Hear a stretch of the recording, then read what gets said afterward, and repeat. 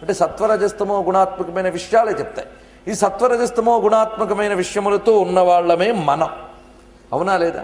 మనం ఉన్నది ఎక్కడ, మన చుట్టూ ఉన్నవేమిటి, మన లోపలి ప్రవృత్తులు ఏమిటి అంటే అన్నీ మూడింటితోనే కూడుకున్నాయి. సత్వము, రజస్సు, తమస్సు. అవునా కదా? దీని వివరణ చాలామందికి తెలుసు కనుక ఎక్కువ చెప్పుకోవట్లే. భోగలాలసత అనేటటువంటిది రజోగుణ సంబంధమైనటువంటిది. అలాగే జ్ఞానము, వివేకము ఇవన్నీ సత్వగుణానికి సంబంధించినవి, తెలివి, బుద్ధి మొదలైనవన్నీ కూడా. అదేవిధంగా మనం చెప్పుకునే తమస్సు, సోమరితనము, నిద్ర ఇవన్నీ కూడా ఉన్నాయి. ఇవన్నీ వ్యక్తికి అవసరమే. నిద్ర లేకపోతే ఉండగలమా చెప్పండి? అది మనకు అవసరమే. శారీరక ధర్మంలో అది ఉన్నది. అలాగే రాజసికమైన ఇది నాది అనే భావమే లేకపోతే జగత్తు నడవదు అసలు.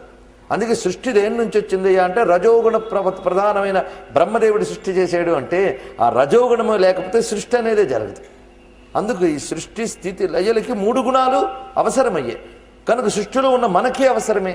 సృష్టిలో ఉన్న మనకి సృష్టికే అవసరమైన ఈ 3 గుణములని వివరించి చెప్పేదే వేదం. అందుకు మనం త్రిగుణములతో ఉన్నంతకాలం వేదం యొక్క అవసరమే.